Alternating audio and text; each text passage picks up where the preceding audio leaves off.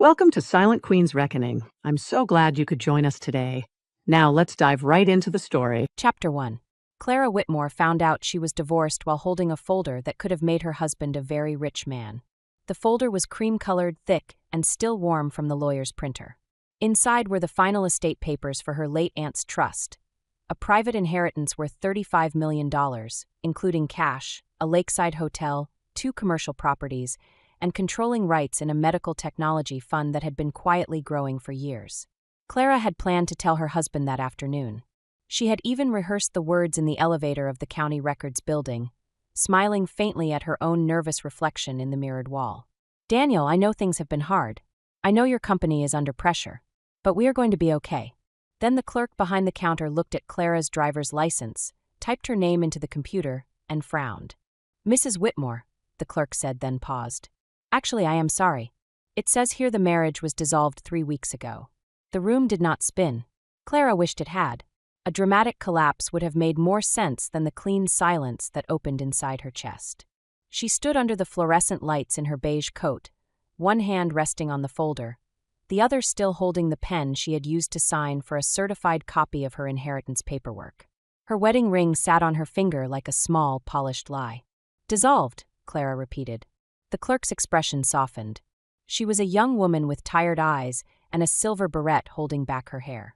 "Yes. Final judgment entered 21 days ago. Filed under simplified, uncontested dissolution." "Uncontested?" Both parties signed. Clara looked down at the counter. Her signature appeared on a scanned page beside Daniel's. The curve of the C was almost correct. The slant was close. But Clara had spent 8 years signing mortgage notices, hospital donation forms, company dinner cards, and Daniel's endless networking invitations. She knew the pressure of her own hand. That signature was not hers. Her pulse moved once, hard and slow, beneath the collar of her coat. "May I have copies of everything?" she asked. The clerk blinked. Most people cried at that counter. Some shouted. Clara did neither. She simply slid her credit card forward with 2 fingers and stood very still. "Of course." While the printer worked, Clara unlocked her phone. There were 6 unread messages from Daniel, all from the last hour. "Where are you? We need to talk tonight. Do not make a scene at the gala. You are still coming, right? I need you to look normal." And then the last one. "Wear the navy dress. It makes you look less tired." Clara stared at those words until they sharpened into something almost absurd. Less tired. As if exhaustion were a dress code. As if 8 years of being useful, quiet, forgiving, and publicly presentable could be corrected with fabric. The clerk returned with the copies. Clara placed them inside the cream folder beside the inheritance documents. On the left, $35 million. On the right, the forged divorce that Daniel had hidden from her. For one breath, grief tried to rise. It came as a heat behind her eyes, a memory of Daniel sleeping beside her with his back turned, a memory of him saying she was too sensitive when she asked why he kept deleting messages, a memory of the young woman from his office who laughed too loudly at dinners and touched his sleeve as if she had already been granted permission. Clara let the grief rise. Then she folded it neatly and put it away. Outside, late autumn wind dragged dry leaves across the courthouse steps. Clara stood beneath the stone pillars and called the one person Daniel had always dismissed as your aunt's cold old lawyer. Evelyn Marlowe answered on the second ring. "Clara, I received the estate folder," Clara said. "Good. Then we can proceed with the transfer. Are you with Daniel?" Clara looked across the street at the traffic moving under a gray sky. A black town car idled near the curb. Daniel's company driver was waiting to take her to the annual Mercer Foundation Gala, where Daniel would smile for cameras, shake donors' hands, and pretend his marriage was still useful. "Not yet," Clara said. "Before I tell him about the inheritance, I need you to look at something." Evelyn's voice changed. It lost every trace of warmth and became clean metal. "What happened?"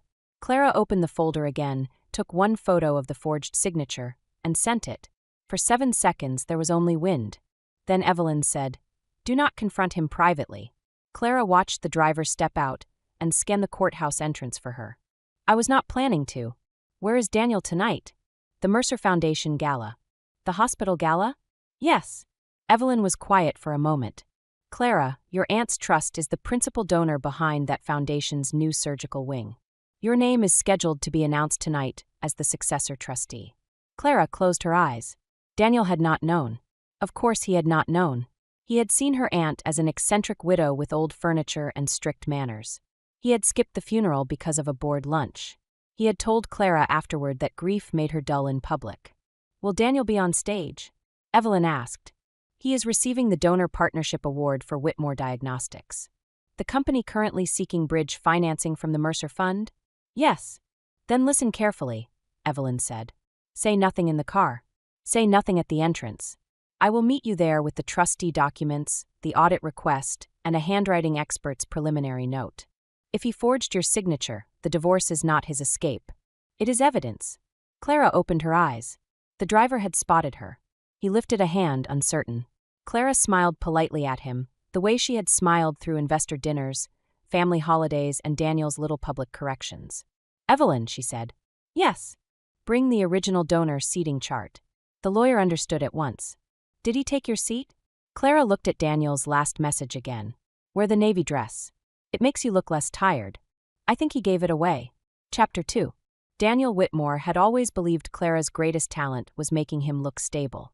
At 39, he had the smooth confidence of a man who thought expensive tailoring could hide panic. His dark hair was brushed back with exact precision, his watch flashed when he lifted a glass, and his smile knew how to turn toward cameras before anyone called his name. He had built Whitmore Diagnostics into a recognizable name in regional medical technology, though not as successfully as the press believed.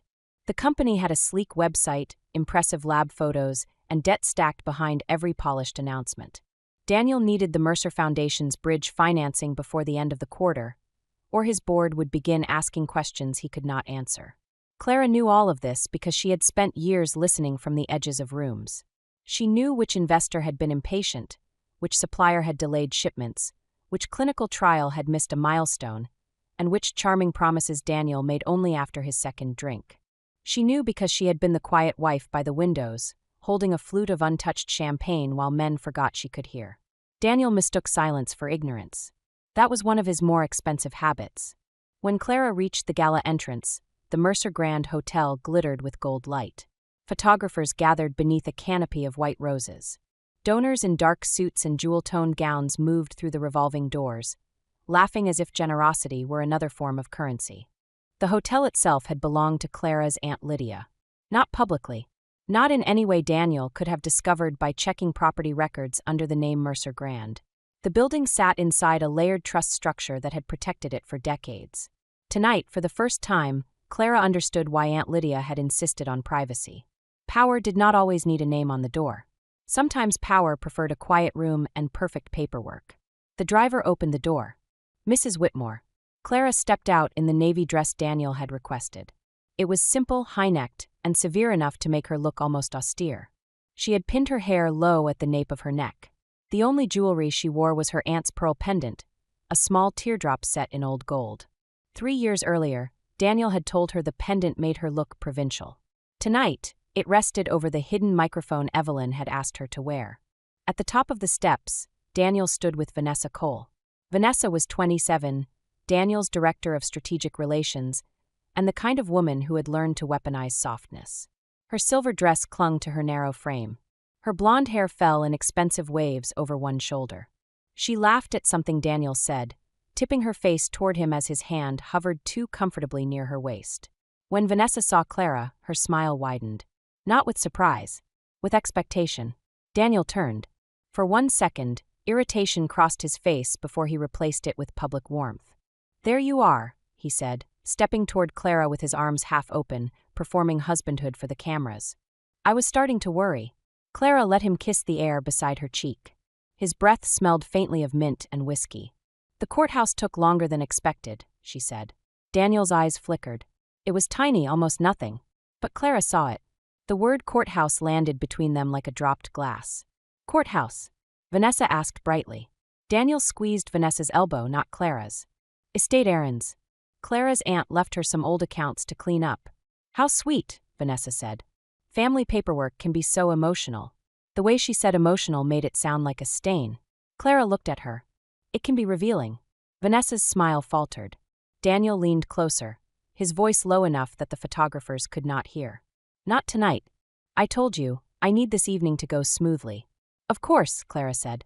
He studied her face. Daniel was used to Clara's quietness, but tonight her calm had edges he did not recognize. It made him impatient. "You remember Vanessa?" he said, louder now. "Yes," Clara replied. "Daniel talks about you often." Vanessa placed one manicured hand against her chest. On her wrist glittered a diamond bracelet Clara had last seen in Daniel's study drawer. Inside a velvet box he claimed was for a client raffle. "Only good things, I hope." "Precise things," Clara said. Daniel's jaw tightened. Before he could answer, a hotel staff member approached with a tablet. "Mr. Whitmore, Ms. Cole, Mrs. Whitmore, welcome. We are confirming table assignments." Vanessa lifted her chin. "We are at the front donor table." The staff member glanced down. "Front donor table has 2 seats under Whitmore Diagnostics." "Yes," Daniel said quickly. "Myself and Ms. Cole. My wife will sit with the associate sponsors." The staff member hesitated. "Sir, Mrs. Whitmore appears on the foundation records as." Daniel cut in with a smooth laugh. "A clerical carryover. Clara prefers not to be in the spotlight." Clara looked at him. There it was. The first public cut. Clean, practiced, and delivered with a smile. Vanessa tilted her head with theatrical sympathy. "Honestly, Clara, you are lucky. Front tables are exhausting. Everyone expects conversation." A few nearby guests turned. Daniel saw them watching and leaned into the performance. "Clara has never enjoyed business talk," he said. "She is more comfortable observing." More guests looked over. A woman in emerald silk paused with her champagne halfway to her mouth. A photographer lowered his camera slightly, sensing tension. Clara felt heat crawl up her throat, not from shame but from the old reflex of protecting Daniel from embarrassment. For years, when he corrected her in public, she had softened the moment. She had smiled. She had let people believe he was teasing. Tonight she did not smile. "Am I?" she asked. Daniel blinked. "What?" "More comfortable observing." His lips thinned. "This is not the time." Vanessa gave a small laugh. "Daniel, don't be harsh. It must be difficult for her. Big night, all these donors, and then estate chores on top of it." Clara's gaze dropped to the bracelet. "That is new," she said. Vanessa extended her wrist proudly. "Daniel has excellent taste." "Does he?" Daniel moved closer, his voice a warning. "Clara." She lifted her eyes to him. "I was just admiring how freely you give away things that are not yours." For the first time that evening, Daniel's public smile cracked. Vanessa's fingers curled over the bracelet. The hotel staff member shifted uncomfortably. "Should I call the seating director?" "No," Daniel snapped, then recovered. "No need. Clara is fine with the associate table." Clara looked past him into the ballroom. At the far end, beneath a cascade of chandeliers, the front donor table stood closest to the stage. 2 place cards sat together. Daniel Whitmore. Vanessa Cole. Her name had been removed. The humiliation was small compared to divorce fraud. But somehow it entered deeper. It was a familiar wound dressed in fresh silk. He had erased her from the table before he had the courage to tell her he had erased her from his life. Clara felt the folder inside her evening bag. Then she heard Evelyn's voice through the tiny earpiece hidden beneath her hair. "I am inside. West entrance. Security director is with me. Do you want to proceed?" Clara looked at Daniel, at Vanessa, at the guests pretending not to stare. "Not yet," she whispered. Daniel frowned. "What did you say?" Clara turned back to him and said clearly, "I said I will take the seat assigned to me. There is no seat assigned to you at that table." "Then we should find out who removed it." Daniel laughed once, sharp and ugly. "For God's sake, Clara, do not embarrass yourself over a chair." The words settled over the entrance. Vanessa smiled again, bolder now. "Some women really do not know when to let go." Clara looked at her for a long moment. "That is true," she said. "Some people hold things long after they were never theirs." Then Clara walked into the ballroom without waiting for Daniel's permission. Chapter 3. The Mercer Grand Ballroom had been designed for people who wanted their wealth to echo. Crystal chandeliers shimmered over ivory walls. Tall arrangements of white orchids stood between tables. A string quartet played near the stage, soft enough to flatter conversation. On the massive screen behind the podium, the words Mercer Foundation Annual Gala glowed in deep blue. Clara had attended this event for 6 years as Daniel's wife. She had helped him memorize donor names in the car. She had reminded him which board member had a sick grandson, which surgeon hated being called innovative, which trustee preferred handwritten notes. Daniel used to say she had a gift for making people feel important. He never considered that the gift required intelligence. Tonight, as Clara moved through the ballroom, conversations thinned around her. People noticed when a wife walked in alone while her husband followed with another woman. Daniel caught up near the front tables. His fingers closed around Clara's elbow, not hard enough to bruise, just hard enough to remind her that he still believed he could steer her. "Stop," he said through his teeth. Clara looked down at his hand. He released her. "You are making this worse," he said. "For whom?" Daniel glanced around, smiling stiffly at a passing donor. "For yourself. You have always been emotional about status. It is one table. Then give Vanessa the associate table." His eyes hardened. "Vanessa is part of the company. And I was part of what?" He inhaled as if patience were a favor. "You were my wife." "Were." It slipped out before he could catch it. Clara watched the realization pass over his face. A flash of alarm. A calculation. Then annoyance because Daniel hated being caught more than he hated doing wrong. "I mean you are my wife," he corrected. Vanessa arrived beside him, cheeks flushed with excitement disguised as concern. "Daniel, people are looking." "They are," Clara said. Vanessa's eyes narrowed. "You should not force a private matter into a charity event." "Which private matter?" "Your insecurity." Daniel muttered, "Vanessa." But Vanessa had tasted the room's attention. She wanted to win in front of witnesses. "I am sorry," she said, "not sorry at all. Someone should say it. Daniel has worked too hard tonight to spend the evening managing your feelings. He needs partners who understand pressure." Clara studied the younger woman. Vanessa's confidence had a brittle shine. She wore Daniel's approval like borrowed armor. It would not protect her once the truth turned. "Did Daniel tell you what pressure is?" Clara asked. Vanessa's smile sharpened. "He told me enough." "Did he tell you his company missed payroll projections twice this year?" Daniel's face went pale around the mouth. Vanessa blinked. "What?" "Did he tell you the Mercer Bridge financing is the only thing preventing an emergency board review?" "Clara," Daniel said. "Did he tell you the donor partnership award tonight is not funding? It is theater. He needs the trustees to believe he is stable." The words were not loud. Clara did not raise her voice. That made the surrounding silence more dangerous. People near the front tables had stopped pretending. Daniel stepped close enough that only she could see the anger behind his smile. "You have no idea what you are talking about." Clara's heart hurt then. Not because he lied. She was past being surprised by that. It hurt because she remembered the early years when he used to read contracts aloud at their kitchen table and ask what she thought. She remembered correcting a clause once, gently, and watching him stare at her as if he had discovered a hidden room. Then his pride had returned, and he never asked again. "Maybe not," Clara said. "I am more comfortable observing." His nostrils flared.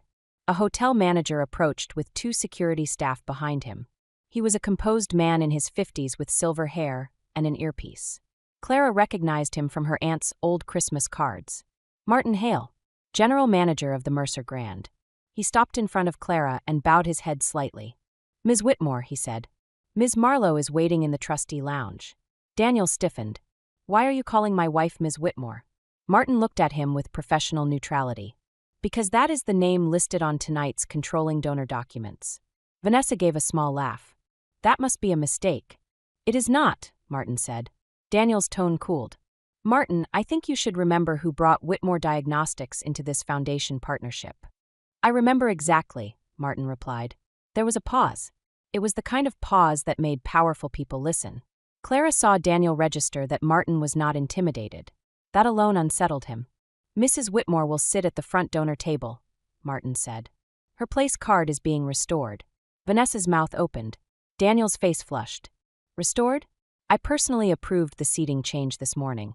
"You requested it," Martin said. "You did not have authority to approve it." A murmur moved across the nearby tables. Clara saw Vanessa look at Daniel, confusion breaking through her polish. She had believed Daniel owned the room. Now the room was politely disagreeing. Daniel laughed, but the sound was dry. "This is ridiculous. Clara, did you put him up to this?" "No," Clara said. "Then what is this?" Before Clara could answer, Evelyn Marlowe appeared at the edge of the ballroom. Evelyn was 62, tall, narrow, and dressed in a black suit that made every evening gown around her look decorative. Her gray hair was swept into a severe knot. She carried a leather document case in one hand and moved with the calm of someone who had never needed to hurry to be obeyed.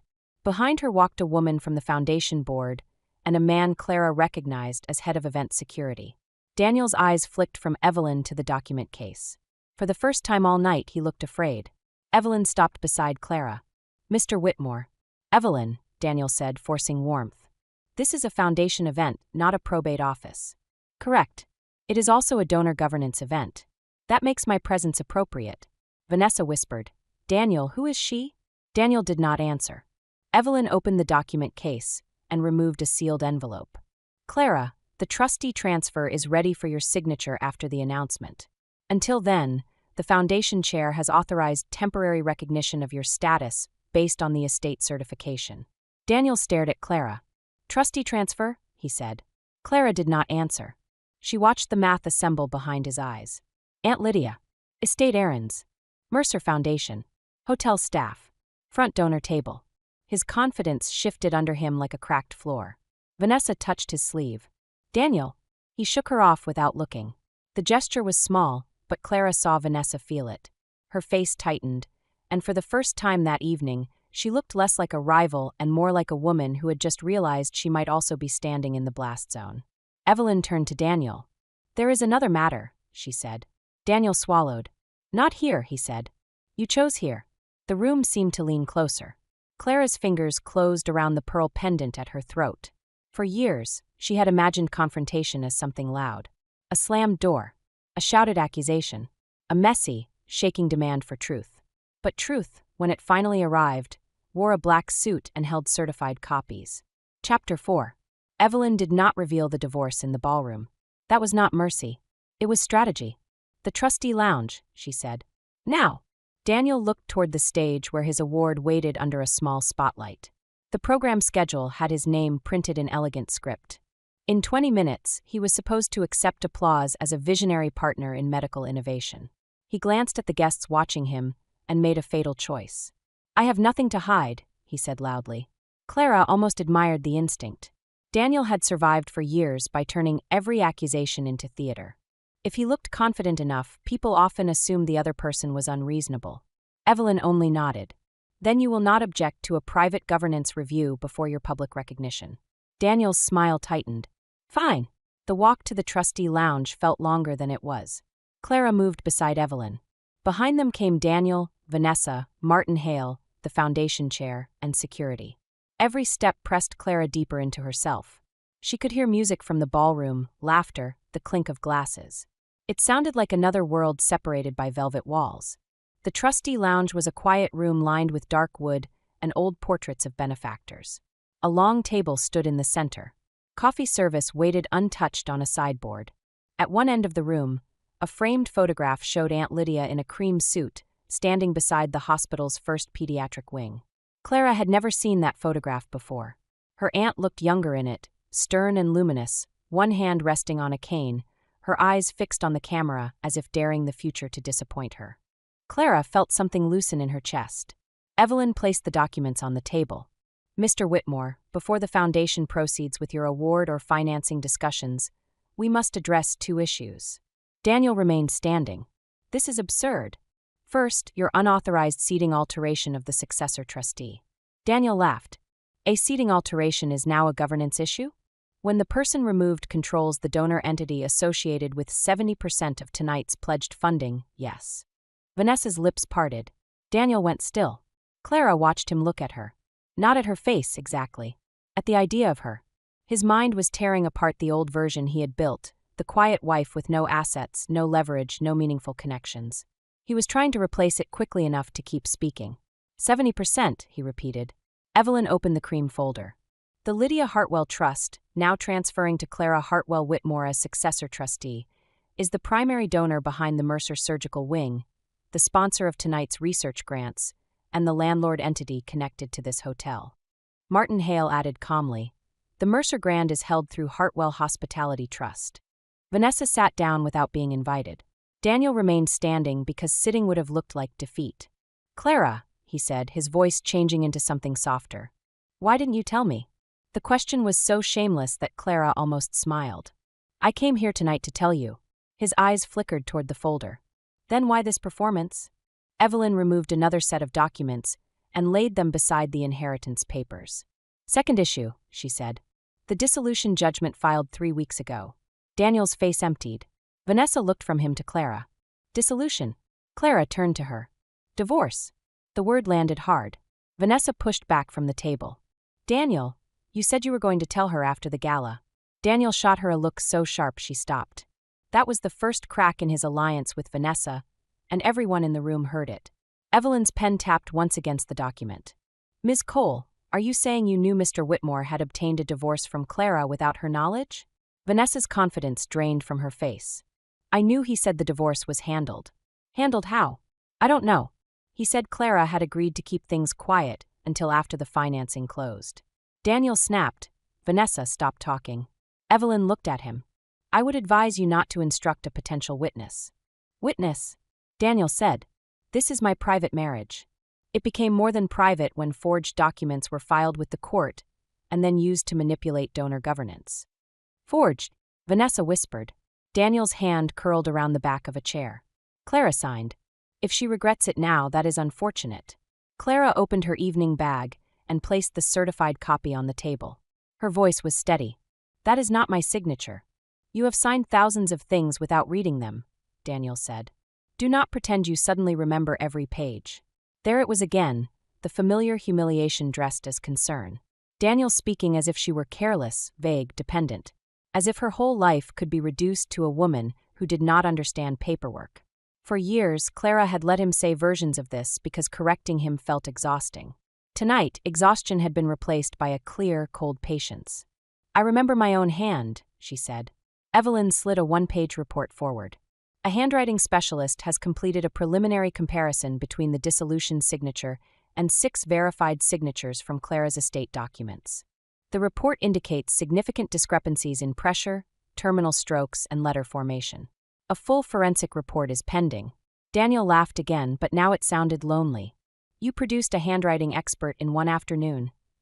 I produced one in 47 minutes, Evelyn said.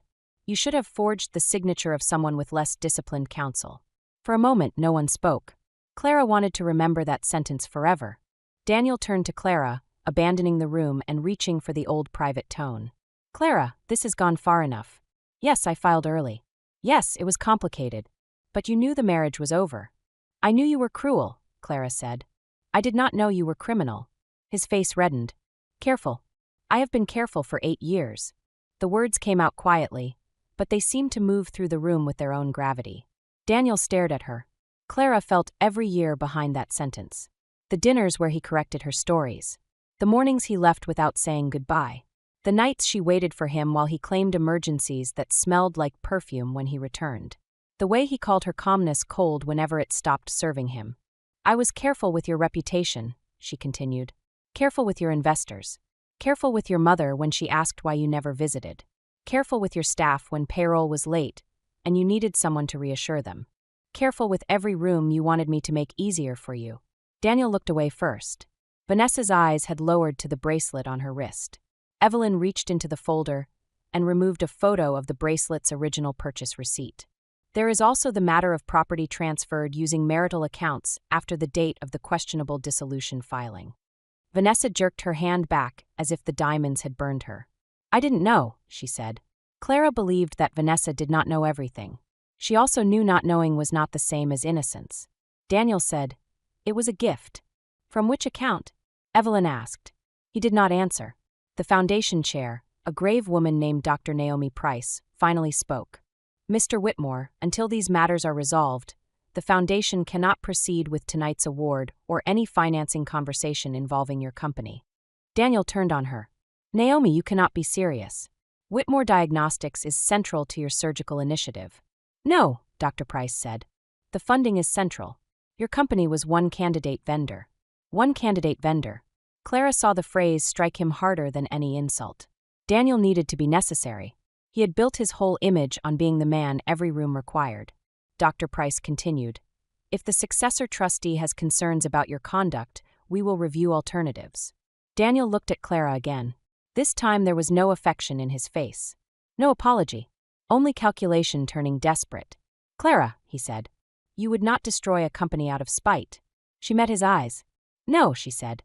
I would not. Relief flashed across his face. Then Clara added, That is why I am going to audit it instead. Chapter 5. Daniel had always underestimated the danger of a woman who took notes. Clara had not planned revenge. That was important, though Daniel would never understand it. She had not spent years collecting receipts in a hidden drawer, waiting for a chance to ruin him. She had not married him with suspicion in her heart. She had loved him. At 29, Clara had believed Daniel's ambition was courage. She admired how he spoke about building affordable diagnostic tools for smaller hospitals. She admired the way his eyes lit when he described faster testing for children who could not wait days for answers. She had introduced him to donors because she thought his work mattered. The tragedy was not that Daniel had never been talented. The tragedy was that talent without character became appetite. Over time, his mission became a pitch. His pitch became a brand. His brand became a mirror he could not stop staring into. Clara watched him change in small, deniable increments. A delayed thank you note. A dismissed engineer. A cruel joke at a junior analyst's expense. A lie told easily because the truth would have been inconvenient. She had noticed. She had written things down because Aunt Lydia had taught her that memory was honorable, but paper was useful. In the trustee lounge, Evelyn asked security to bring a laptop and projector. Daniel protested, then stopped when Dr. Price folded her hands and waited. Vanessa sat rigidly at the table, bracelet removed and placed in front of her like evidence in a trial. Her mascara had not run, but her eyes had lost their glitter. She kept looking at Daniel as if hoping he would become the man he had promised to be. Clara almost felt sorry for her. Almost. Evelyn connected the laptop. The full audit will take time. For tonight, we are addressing immediate governance risk. Daniel leaned back, trying to recover his executive posture. You are not an auditor. No, Evelyn said. I am the trustee council. The auditor arrives Monday. Monday, Daniel said. Yes. Clara authorized a preliminary review. Clara has no standing in my company. Evelyn clicked to the first slide. It showed a financing term sheet from 18 months earlier. Whitmore Diagnostics pledged future receivables connected to the Mercer pilot program as collateral for interim credit, she said. That pilot program was funded by the Hartwell Trust. The trust reserves review rights in case of misrepresentation, undisclosed related party transactions, or reputational harm. Daniel's mouth tightened. Clara remembered the night he brought that term sheet home. He had tossed it onto the kitchen island and said, "Just boring finance." She had glanced at it while making tea and noticed the review clause. When she asked whether he had outside counsel check the reputational harm language, he laughed and kissed her forehead. "Don't worry your pretty head, Clara." He had actually said it. She had written the clause number in the back of her planner. Evelyn clicked again. There are also inconsistencies in consulting payments to an entity called Cobalt Meridian. Vanessa's face changed. Clara saw it. So did Evelyn. "Ms. Cole," Evelyn said, "are you familiar with Cobalt Meridian?" Vanessa swallowed. It was a strategy vendor. Owned by whom? Daniel's voice cut in. A third-party consultant. Evelyn looked at Vanessa. Vanessa stared at the bracelet. The silence answered before she did. "My cousin set it up," Vanessa said. Daniel said it was cleaner if outside brand work went through a separate vendor. Daniel slammed his hand on the table. Enough. Security stepped closer. Clara did not flinch. Years ago she would have. Tonight, Daniel's anger looked less like power and more like noise from a machine breaking down. Dr. Price's expression hardened. Were foundation-related funds paid to an entity connected to Ms. Cole? No, Daniel said. Evelyn clicked to a bank transfer summary. Preliminary records suggest payments from Whitmore Diagnostics operating accounts to Cobalt Meridian within 48 hours of 2 Mercer pilot disbursements. We are not alleging final conclusions tonight. We are establishing grounds to suspend partnership activity. Daniel's skin went gray. Vanessa covered her mouth with one hand. Clara looked at the transfer dates. She remembered both weeks. One was the week Daniel missed her aunt's first surgery consultation. The other was the week Vanessa posted photos from a resort and Daniel claimed to be in Dallas for procurement meetings. The truth did not arrive as a single stab. It arrived as a pattern finally allowed to speak. Daniel turned to Vanessa.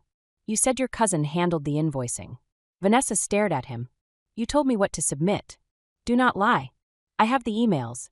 The room went still again. Daniel's eyes widened, not with betrayal but with fury that someone else had kept records. Evelyn folded her hands. Ms. Cole, you may want independent counsel. Vanessa's mouth trembled. Am I in trouble? Potentially. Vanessa looked at Clara then. The arrogance was gone, stripped down to fear and something like shame. I didn't know he forged anything. I knew he said you were difficult. I knew he said the marriage was basically over. I knew he said you would try to cling to him if you found out too soon. Clara listened without expression. Vanessa's voice cracked. He said you had no life outside him. Daniel snapped. Because she didn't. The words came fast. Too fast to hide. Clara felt them enter the room and turn every face toward her. There it was. The core belief. Not that Clara was emotional, not that she was boring, not that she was bad at business. Those were costumes for the deeper contempt.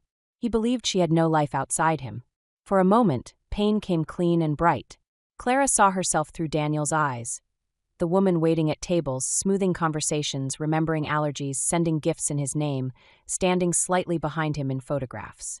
He had mistaken labor for emptiness. He had mistaken devotion for lack. Then Clara looked at Aunt Lydia's photograph on the wall. No, she thought. I had a life. I was just spending too much of it protecting yours. She rose from her chair. Daniel watched her warily. Where are you going? Back to the ballroom. Clara, you have an award to lose.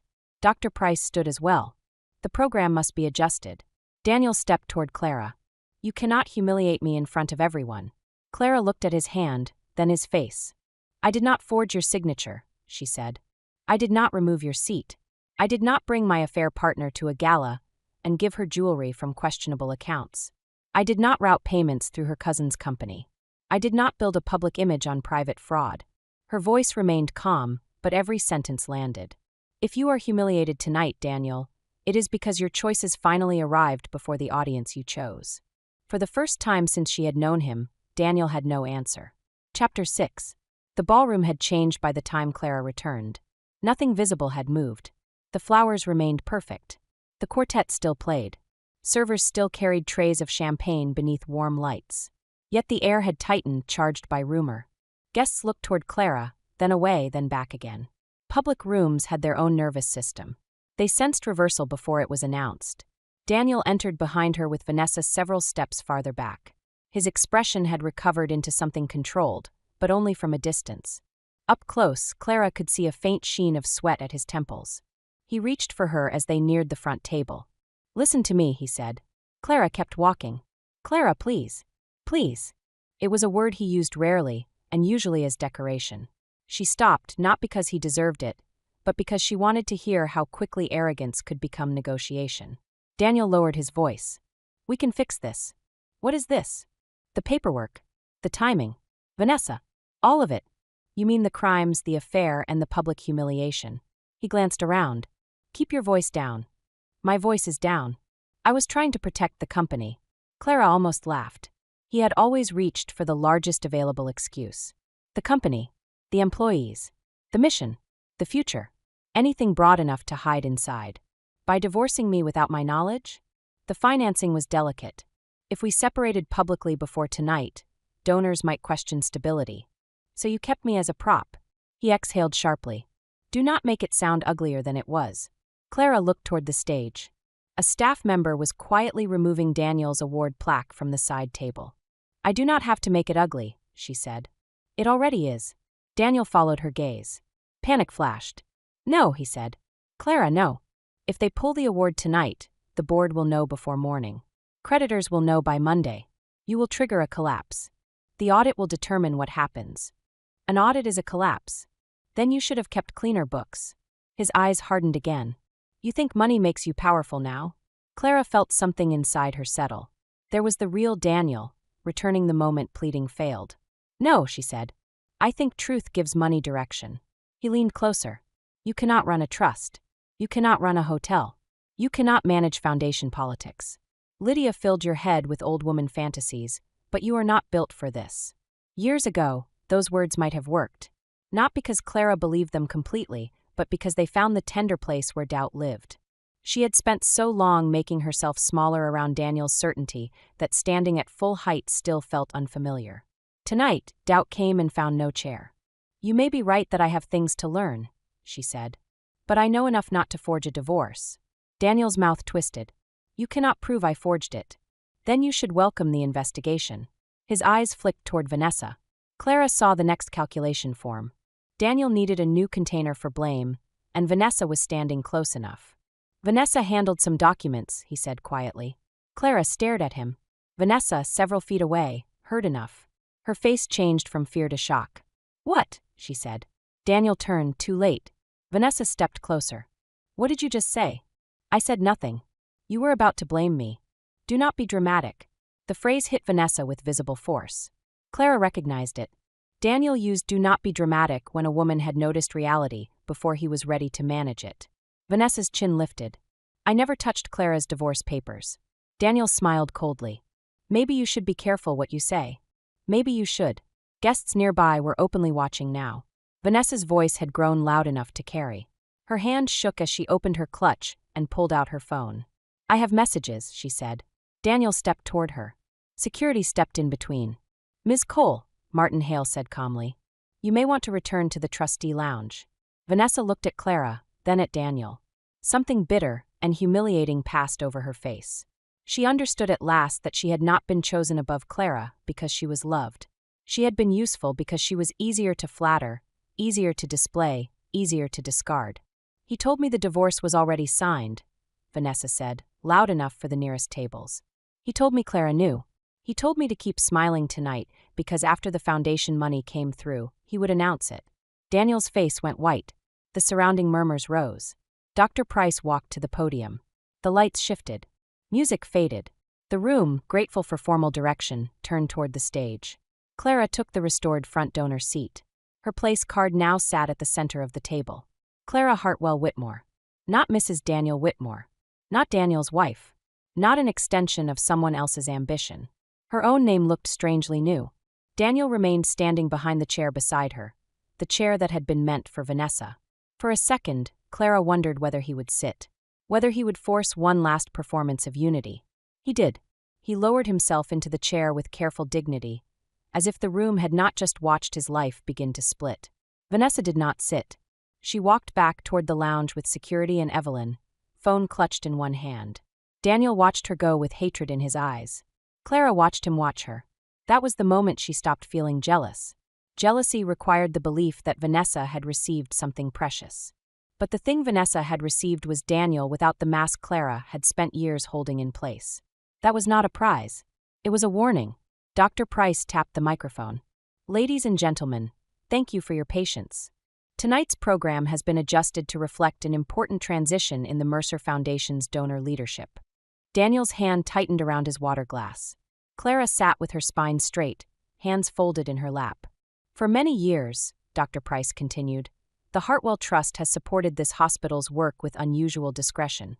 Its late founder, Lydia Hartwell, believed philanthropy should protect patients, not decorate donors." On the screen behind her, Aunt Lydia's photograph appeared. Clara's throat tightened. "Tonight," Dr. Price said, "we recognize her successor trustee, Clara Hartwell Whitmore." The room turned. Applause began cautiously, then grew. People stood. Not everyone. Some were too confused, some too curious, some too aware of Daniel's face. But enough rose that the sound filled the ballroom. Clara stood. Daniel did not. His refusal might have seemed powerful if anyone were looking at him. But for the first time in years, the room was looking at Clara. Chapter 7. Clara did not give the speech Daniel expected. He expected an emotional stumble, perhaps a trembling thank you to her aunt, perhaps a vague line about continuing a legacy. He expected her to be gracious in the way that would still protect him. Even in crisis, Daniel trusted her old habits. Clara walked to the podium and placed both hands lightly on either side of it. The lights were bright. The audience became a field of faces, some warm, some curious, some hungry for scandal. Clara felt the microphone amplify the first breath she took. For one dizzy second, she was 22 again, standing in Aunt Lydia's library while her aunt corrected the way she held her shoulders. "Do not shrink before a room," Lydia had said. "Rooms are just people agreeing to pretend the walls matter." Clara lifted her chin. "Thank you, Dr. Price," she said. "And thank you to everyone who came tonight to support the patients and medical teams this foundation serves." Her voice was quiet, but it carried. "My Aunt Lydia believed money was most dangerous when it wanted applause. She preferred usefulness. She believed a building mattered only if frightened families could walk into it and find competence, dignity, and hope." The room settled. Daniel stared at the table. "I did not expect to stand here tonight," Clara continued. "I expected to sit quietly, as I have done for many years, and listen. But listening teaches a person more than many people realize." A ripple moved through the room. Some guests glanced at Daniel. Clara did not look at him. It teaches which promises are real, which partnerships serve patience and which serve vanity, which leaders carry pressure with integrity and which pass their costs to everyone around them. Daniel's hand moved toward his glass again, then stopped. As successor trustee of the Hartwell Trust, I will continue my aunt's support of the Mercer Surgical Wing. I will also request an independent review of all vendor partnerships connected to trust-funded programs, including any partnership that may present governance, financial, or ethical concerns. Now the room understood enough to go still. Clara could feel Daniel's fury from the table below. It reached for her like heat from a fire, but it no longer told her where to stand. This review is not about punishment, she said. It is about protection. Patients should not pay for private vanity. Staff should not fear the collapse of promises made for cameras. Donors should know where their money goes. And no person, however polished, should be allowed to confuse access with ownership. At the edge of the room, Martin Hale gave the smallest nod. Clara looked at Aunt Lydia's photograph on the screen. My aunt left me resources I did not ask for and responsibilities I cannot ignore. I intend to use both carefully. She paused. The next words were not in any plan. For anyone in this room who has ever been told that quiet means weak, that patience means ignorance, or that loyalty means you have no life of your own, I hope you remember this. Silence is not emptiness. Sometimes it is the place where evidence gathers. The applause came hard. Not polite this time.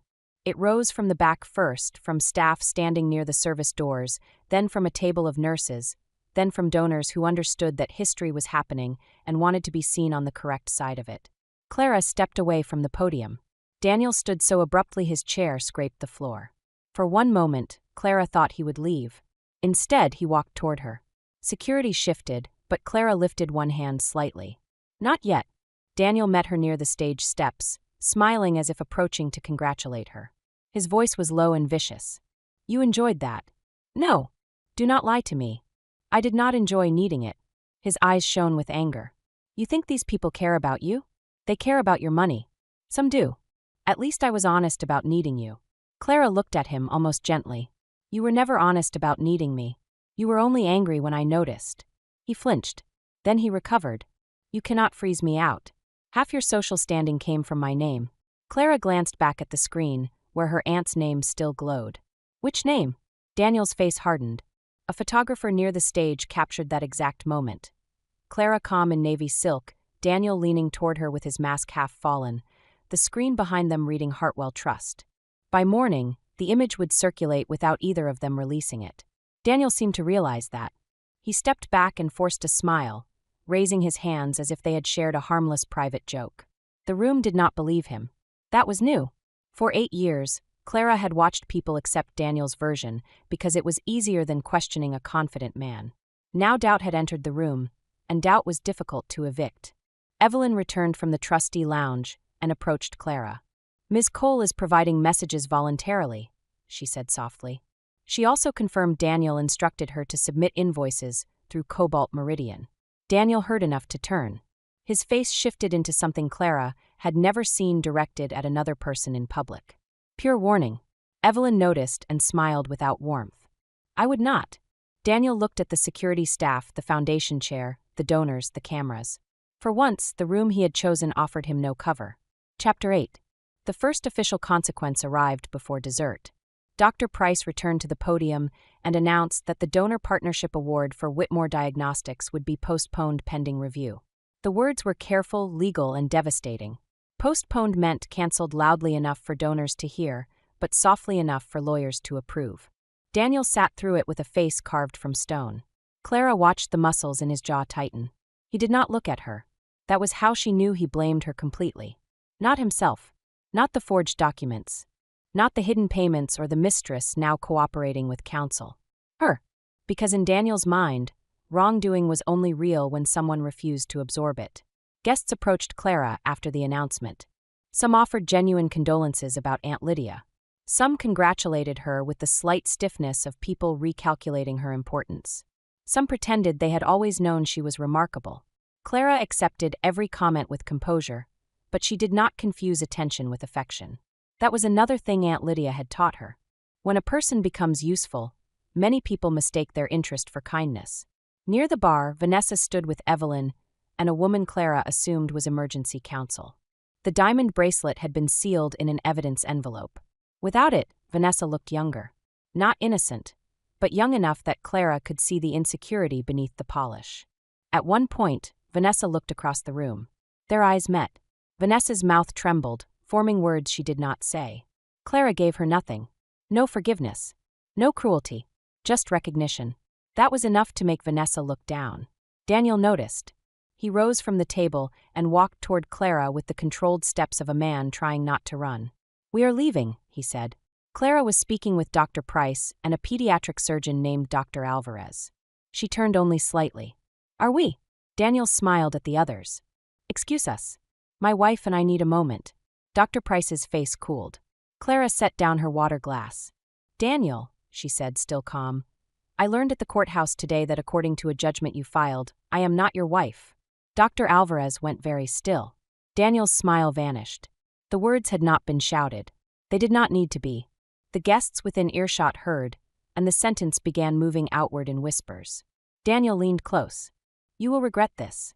For the first time that night, Clara felt fear. Not the old fear of displeasing him.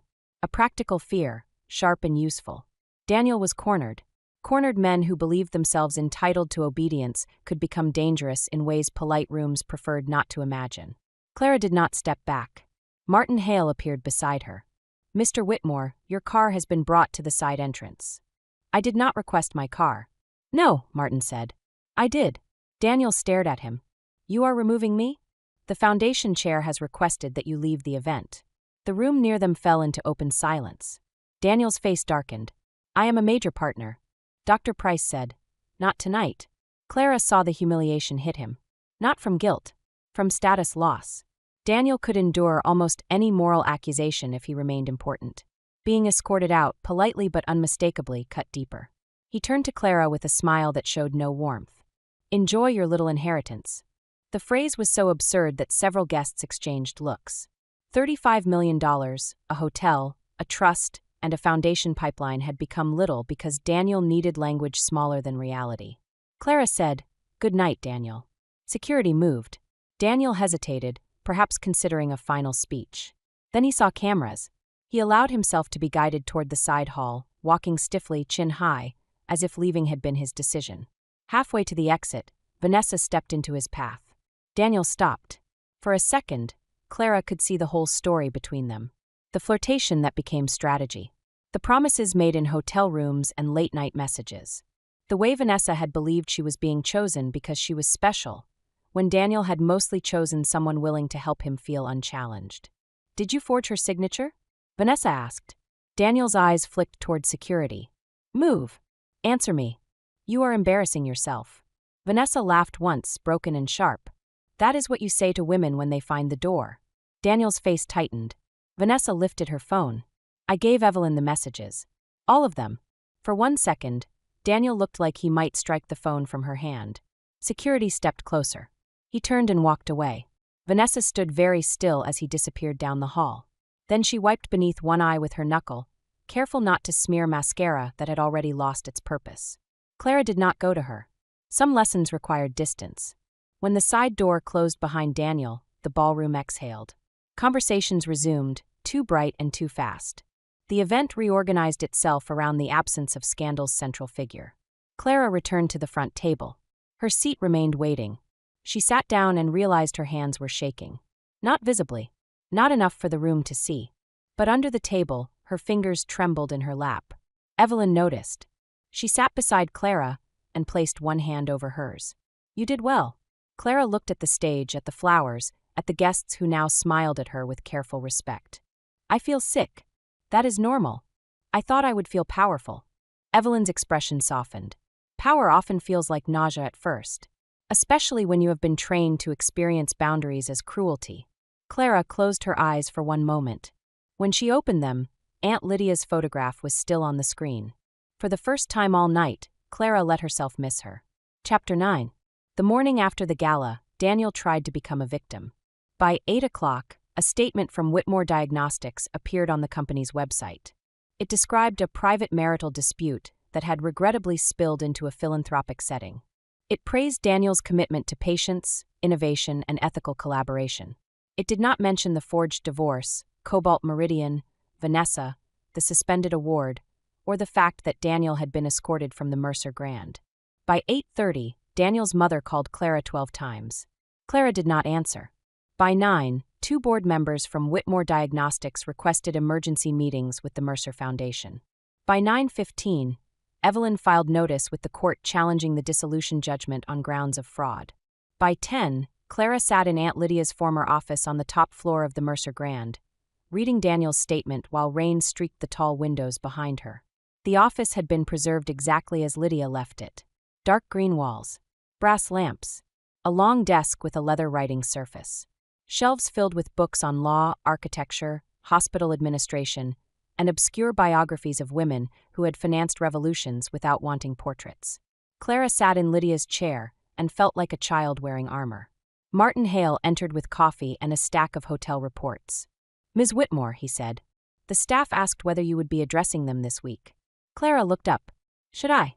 Martin's face remained professionally neutral, but his eyes were kind. "They would appreciate it. Many of them knew your aunt. Many also saw what happened last night." Clara glanced at Daniel's statement again. "He is calling it private.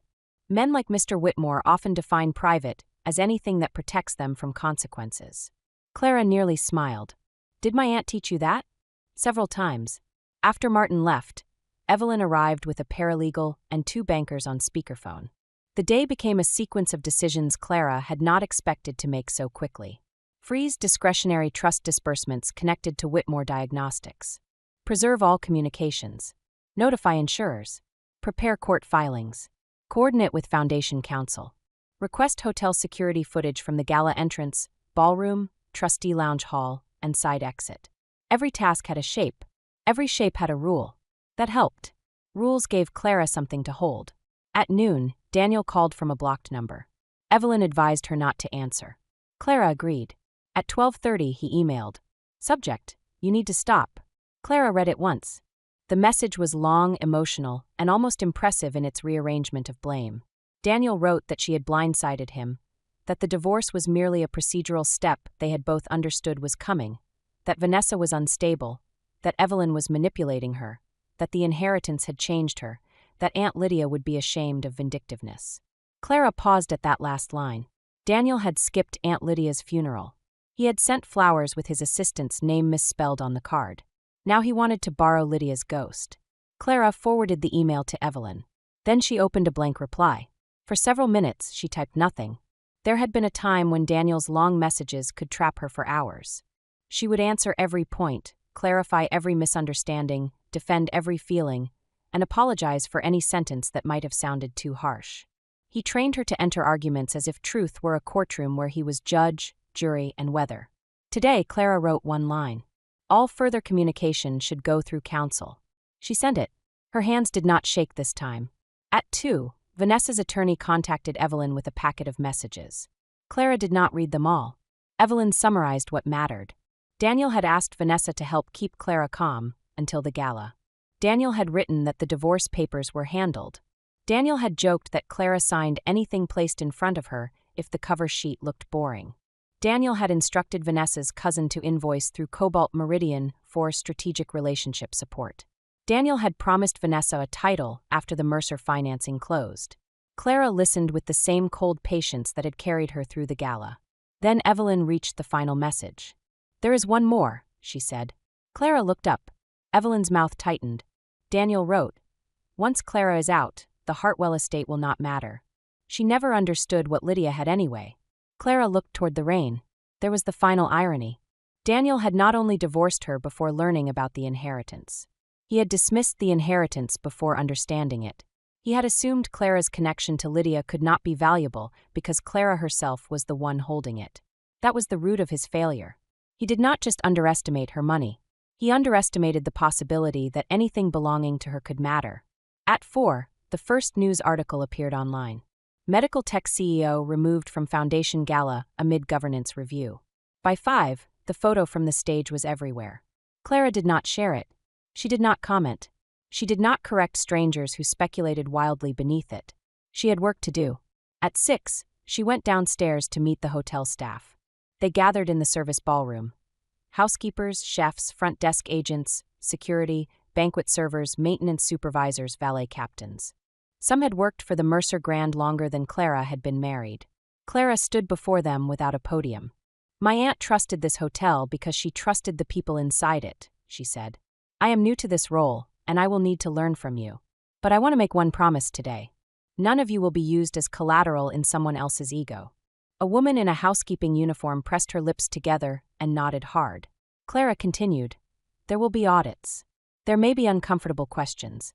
If you know something relevant, you can report it without fear of retaliation. If you are worried about your job, speak to Martin or to the employee council we are bringing in this week.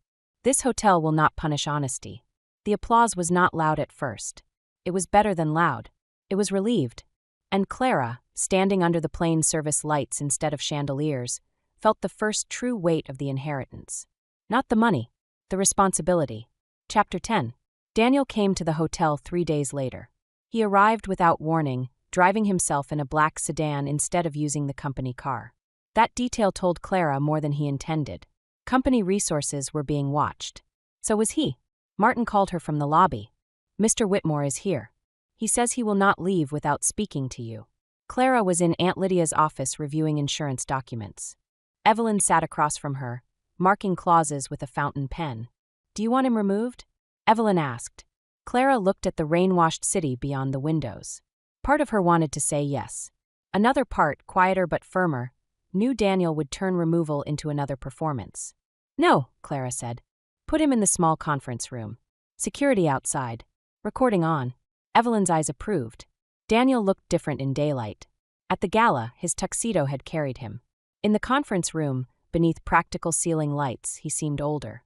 His shave was less perfect. His eyes were shadowed. He wore a charcoal suit but no tie, a deliberate attempt at humility that made Clara think of a costume missing its final piece. He stood when she entered. For years, that gesture would have pleased her. Not because she required ceremony, but because Daniel rarely offered any sign that her presence changed a room. Today, she noticed the gesture and remained unmoved. Evelyn entered behind her and sat near the wall. Daniel's face tightened. "I wanted to speak with my wife privately." Clara sat at the table. "According to your filing, you do not have a wife." He looked wounded. It was almost convincing. "I deserve that." Evelyn made a small note. Daniel glanced at her. "Is that necessary?" "Yes," Clara said. He lowered himself into the chair opposite her. "I came to apologize." Clara waited. Daniel inhaled. His hands rested on the table, fingers spread, palms down. A practiced posture of openness. "I handled everything badly," he said. "The divorce, Vanessa, the gala. All of it. I was under pressure, and I convinced myself that if I could just get through the financing, I could make things right afterward." Clara listened. He continued, encouraged by her silence. "I know how it looked." "How did it look?" "Cruel." "It was cruel." He nodded quickly. "Yes, it was. I see that now." Clara watched his face. Daniel's apologies often moved like sales pitches. Identify pain. Mirror language. Offer revised terms. Close before questions. "What exactly are you apologizing for?" she asked. His jaw tightened a fraction. "For hurting you." "How?" "Clara, how did you hurt me?" He looked toward Evelyn again, irritated. "Do we need to perform this?" "You came to apologize," Clara said. "I am listening." Daniel swallowed. "I should not have let Vanessa sit in your place. That is one thing. I should not have filed the divorce that way." "What way?" His eyes hardened, then softened again when he caught himself. "Without making sure you understood." Evelyn's pen stopped moving. Clara leaned back. There it was. The careful refusal to say forged. The apology shaped around liability instead of truth. "Daniel," she said, "did you sign my name?" He looked at her for a long time. "I signed what we both knew was inevitable." Clara felt the old grief stir, but it no longer controlled her. "That is not an answer. It is the only answer I can give with counsel present." "Then this is not an apology." His expression changed. The humility thinned. "Fine," he said. "You want truth? I was drowning. The company was drowning. You were distant for months. Lydia died, and suddenly everything in our house was grief and silence. Vanessa made me feel like I could breathe." Clara absorbed that. There it was again. His discomfort transformed into her failure. "You were drowning," she said, So you held my head under water. He flinched. That is not fair. No, it is accurate. Daniel pressed his fingers to his eyes. For the first time, he looked genuinely tired. Clara, I did love you. The past tense did not cut as much as it might have days earlier. Maybe, she said. He looked up. Maybe. Maybe you loved the version of me that protected you from consequence. That is not true. Then why did you only come here after the foundation suspended your award and the board started calling? His silence answered. Clara looked at Evelyn. Is there anything Daniel needs to receive directly from me? No, Evelyn said. Daniel straightened. So that is it. Clara stood. For now. He stood too fast. You cannot just walk away from 8 years. She turned back to him. You already did. You filed it 3 weeks ago. His face changed. Anger, shame, panic. All of it moved through him, but none became accountability. You think you are Lydia now, he said. Clara's hand paused on the door handle. Daniel saw he had struck something and pushed. You sit in her office, use her lawyers, wear her little pearl, and suddenly you are some queen of the city. But without that inheritance, you would still be the woman waiting for me to come home.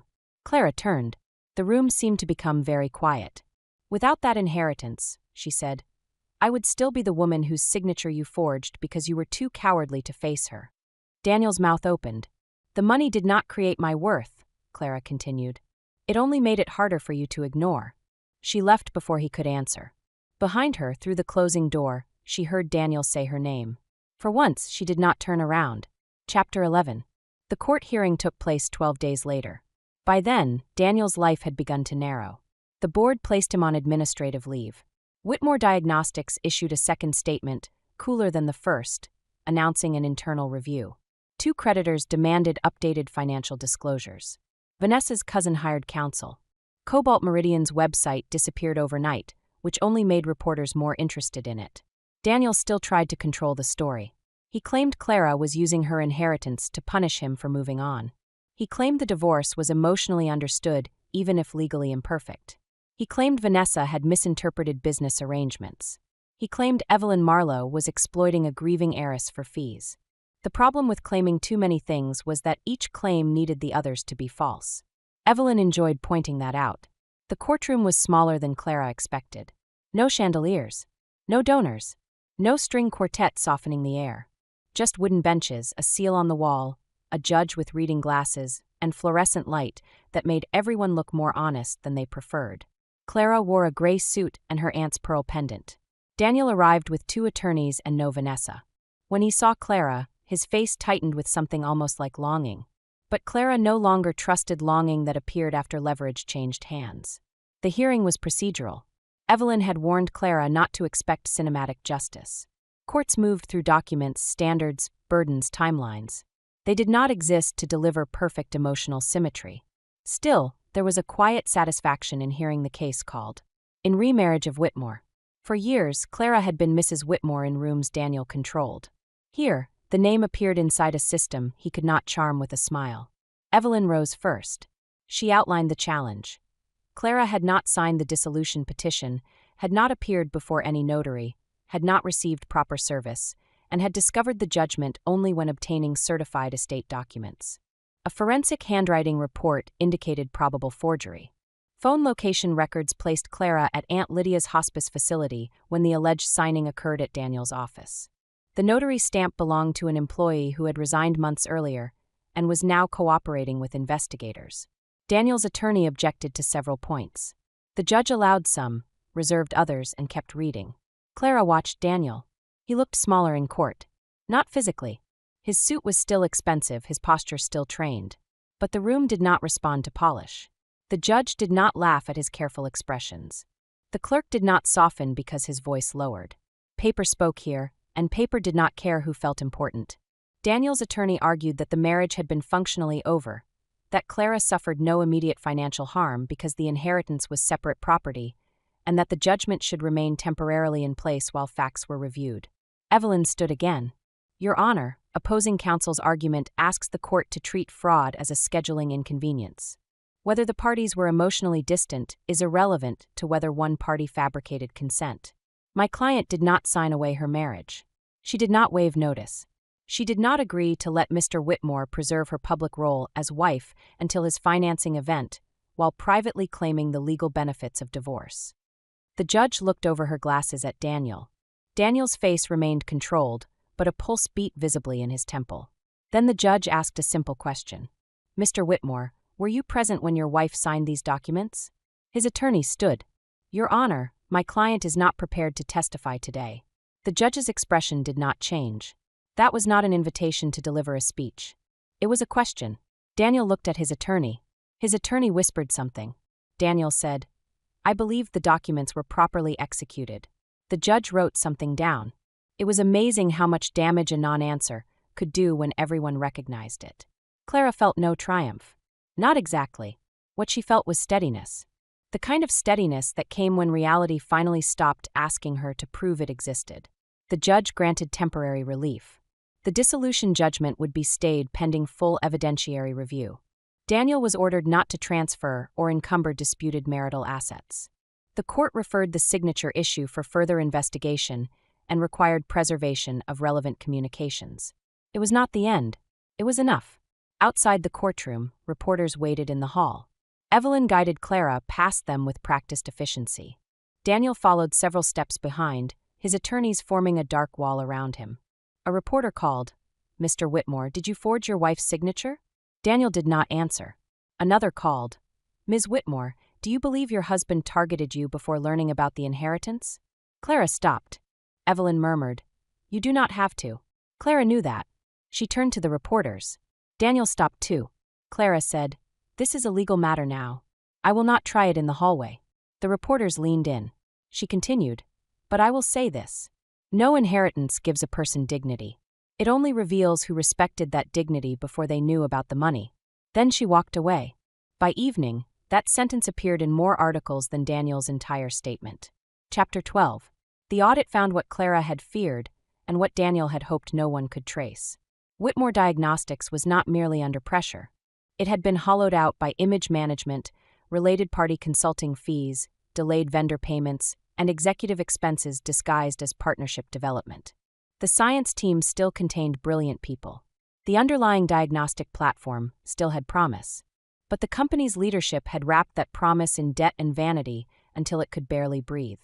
Clara read the audit summary in Lydia's office with Dr. Price, Evelyn, 2 forensic accountants, and an interim operations consultant. The numbers were ugly. Not hopeless. That mattered. If the foundation walks away entirely, Dr. Price said, the hospital loses 18 months of pilot work. Smaller clinics waiting for the diagnostic rollout lose access. Employees at Whitmore Diagnostics may lose their jobs. Evelyn looked at Clara.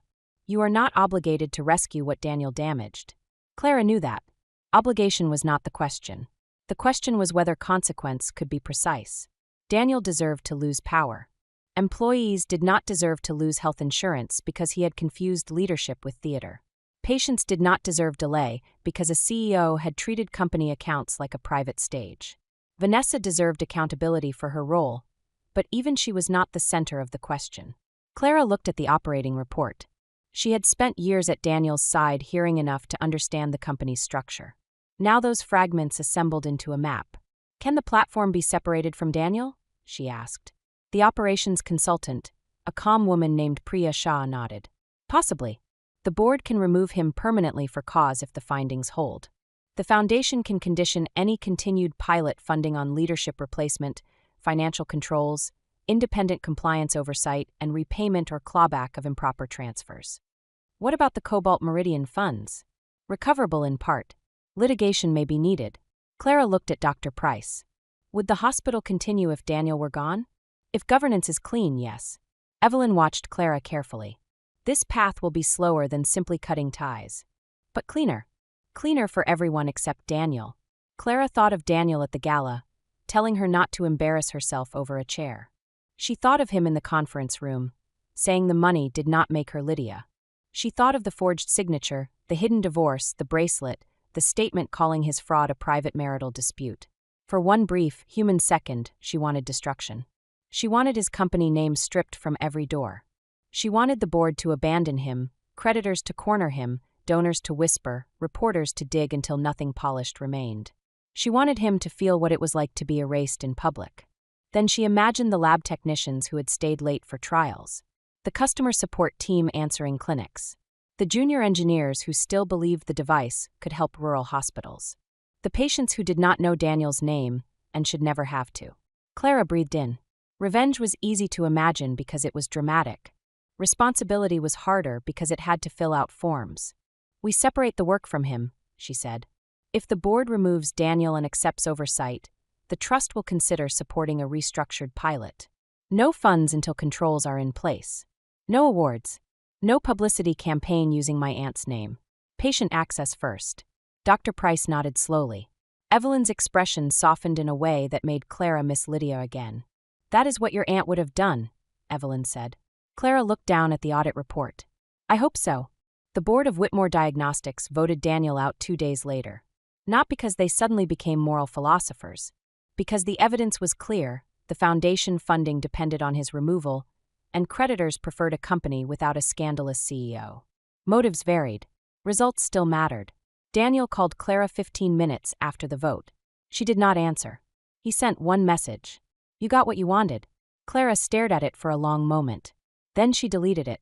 Because no, she had not gotten what she wanted. What she had wanted once was a husband who came home when he said he would.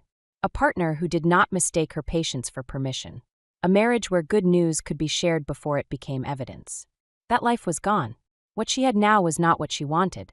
It was what remained after truth cleared the room. And she would build from it anyway. Chapter 13. Vanessa asked to meet Clara in December. Evelyn advised against it. You owe her nothing, Evelyn said. I know. Her cooperation is useful, but that does not require a personal audience. I know that too. Clara requested the meeting take place in a glass-walled conference room at Evelyn's office, with counsel present in the building though not at the table. Vanessa arrived in a camel coat, her hair pulled back, her face nearly bare of makeup. Without the silver dress and diamonds, she looked less like the woman from the gala and more like someone who had mistaken proximity to power for safety. She stood when Clara entered. Thank you for seeing me. Clara sat. This is not forgiveness. Vanessa nodded quickly. I understand. Do you? Vanessa looked down at her hands. Her nails were short now, unpolished. I think I am starting to. Clara waited. Vanessa took a breath. I wanted to apologize. Not the legal version. Not because my attorney said it would look good. I wanted to say I knew enough to know I was hurting you. Clara did not soften. Vanessa continued, voice shaking. I did not know about the forged signature. I did not know the trust controlled the foundation. I did not know about all the money issues. But I knew he was married. I knew I enjoyed making you feel small at dinners. I knew when he gave me that bracelet, part of me wanted you to see it. The honesty was ugly. That made it more useful than any polished apology. Clara looked through the glass wall at the city beyond. Why? Vanessa swallowed. Because he made me feel like I had won something. I was stupid enough to believe that meant I was worth more. You were cruel enough too. Vanessa closed her eyes briefly. Yes. Silence stretched between them. Clara thought of the gala entrance, Vanessa's bright smile, the bracelet flashed like a blade, the words some women really do not know when to let go. She remembered how badly it had hurt. She also remembered Daniel trying to throw Vanessa under the nearest available bus the moment he needed a shield. Two truths could stand together. Vanessa had been used. Vanessa had also chosen to participate. What do you want from me? Clara asked. Nothing, Vanessa said quickly. I hope you know I am cooperating. I gave everything to Evelyn. The messages, invoices, voice notes. I will testify if needed. That is not for me. That is for the truth. I know. Vanessa hesitated. There is one thing you should know. Daniel has been contacting former employees. He is trying to build a story that you and Evelyn plan to take control of the company before the gala.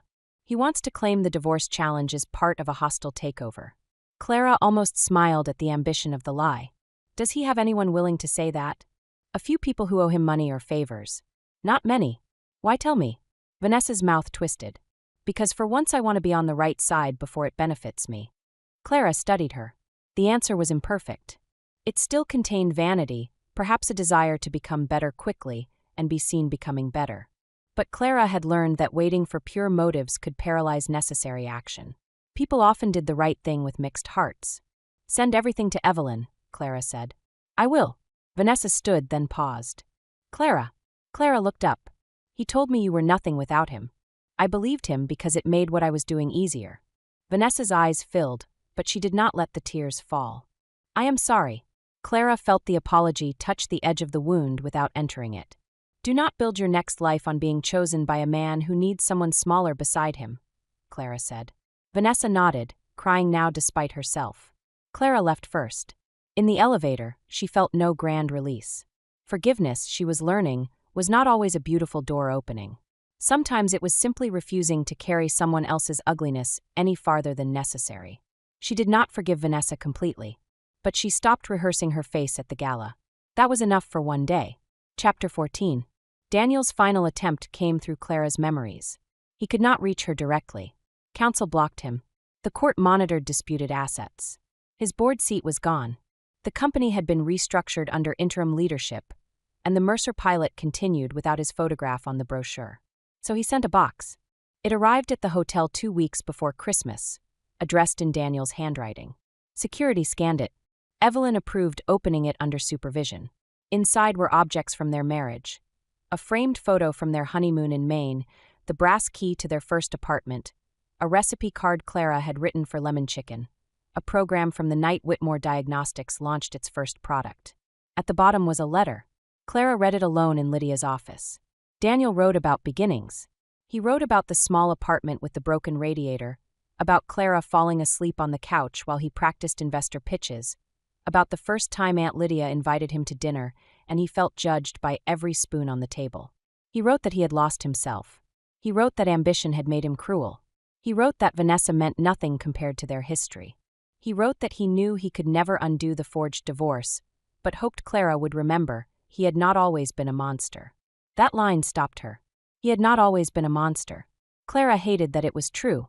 It would have been easier if Daniel had been cruel from the beginning. Easier if every memory could be thrown into one dark pile and labeled false. But life rarely offered clean villains to the people who had loved them. Daniel had once brought her soup when she had the flu. He had once cried in the hospital parking lot after his father's stroke. He had once held Clara's hand under a restaurant table because she was nervous about meeting his investors. Those moments had been real. So had the forgery. So had Vanessa. So had the years of small erasures that prepared the ground for the large one. Clara set the letter down and looked at the objects in the box.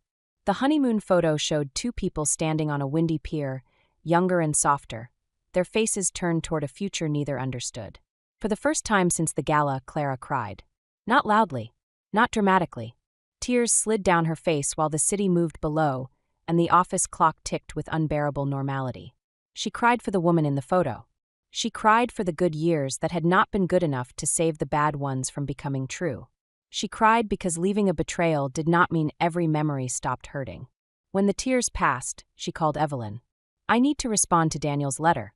Evelyn said carefully, "Legally, I recommend not engaging." "Not to him."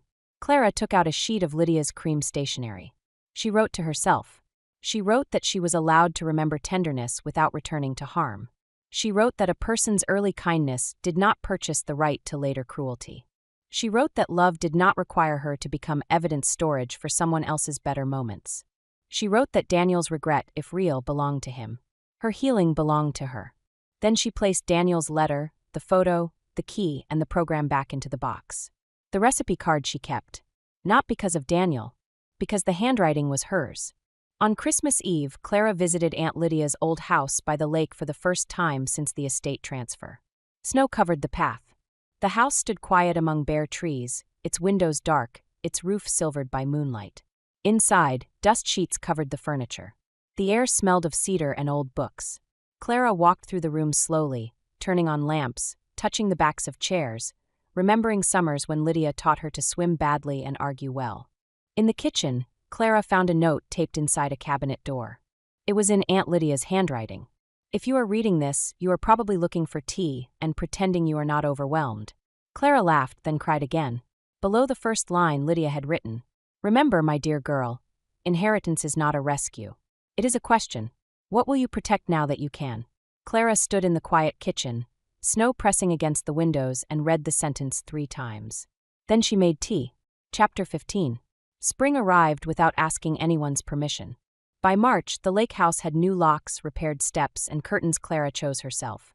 The Mercer surgical wing broke ground on a cold, bright morning, with hospital staff, donors, reporters, and families gathered under a white tent. Clara wore a dark green coat and sensible shoes that sank slightly into the damp earth. Dr. Price gave the opening remarks. Dr. Alvarez spoke about rural families who would benefit from faster diagnostics. Priya Shah, now interim CEO of the restructured diagnostics company, explained the pilot program without mentioning Daniel once. Clara liked that most. Work should not have to carry the names of men who nearly ruined it. When Clara stepped to the microphone, she saw no trace of the woman who had stood at the courthouse counter months earlier, holding a folder and trying to understand how a marriage could end without her consent. That woman was still inside her. But she was no longer alone. "My aunt once wrote that inheritance is not a rescue," Clara said. "It is a question. What will you protect now that you can?" The audience listened under the white tent as wind moved across the field. "For me, the answer begins here. With patience. With staff. With work that matters more than the people who want credit for it. With systems strong enough to survive ego. With rooms where quiet people are not mistaken for empty ones." She looked toward the hospital, where the new wing would rise. This project continued because many people chose truth over convenience. Some did it quickly. Some did it late. Some did it for mixed reasons. But the result is that the work survived. That matters. She paused. At the edge of the crowd, Vanessa stood beside her attorney. Clara had not invited her. But the event was public. Vanessa looked nervous, humbled, and very young. When Clara's gaze passed over her, Vanessa lowered her head slightly. Clara continued, "I have learned that justice is not always a single dramatic moment. Sometimes it is an audit, a corrected document, a protected employee, a patient who never knows how close a program came to collapse. Sometimes it is a woman signing her own name and knowing no one else gets to use it without permission." Applause moved through the tent. After the ceremony, Clara was handed a ceremonial shovel for photographs. She nearly laughed at the absurdity of breaking ground in heels, then remembered she had worn sensible shoes and silently thanked her newer self. Reporters asked about Daniel. The criminal investigation into the forged signature was ongoing. The divorce judgment had been vacated. The actual divorce proceedings, now very real and very contested, were moving through proper channels. Daniel had sold his house to cover legal fees and settlement obligations. He still denied certain allegations through counsel, though fewer people listened with the old confidence. Clara gave the same answer each time. "My focus is the work." It was true but not complete. Her focus was also sleep returning to her body. Her focus was the first morning she woke without checking whether Daniel had come home. Her focus was learning the hotel business from Martin, reading foundation reports with Dr. Price, walking through the lake house with contractors, and discovering that silence felt different when no one used it against her. That afternoon, Clara went to the courthouse again. Not the same counter, not the same clerk. Still, her body remembered. The fluorescent lights, the polished floor, the low murmur of people waiting for documents that could change their lives.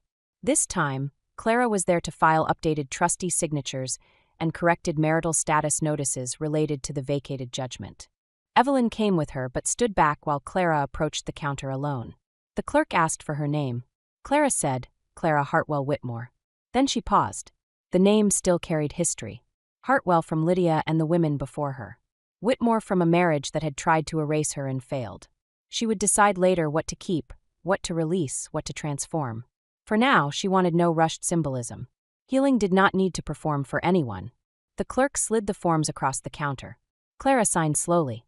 Every letter was unmistakably hers. Outside, sunlight lay across the courthouse steps.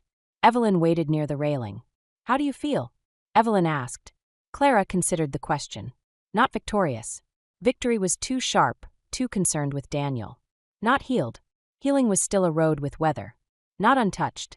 She would never be the woman who had not been betrayed. But she was standing. She was clear. She was no longer waiting to be chosen before she chose herself. "I feel present," Clara said. Evelyn smiled. "That is a good beginning." They walked down the steps together. At the curb, Clara's phone buzzed. A message from an unknown number appeared. "I heard about the groundbreaking. Lydia would be proud." There was no signature. Clara knew it was Daniel.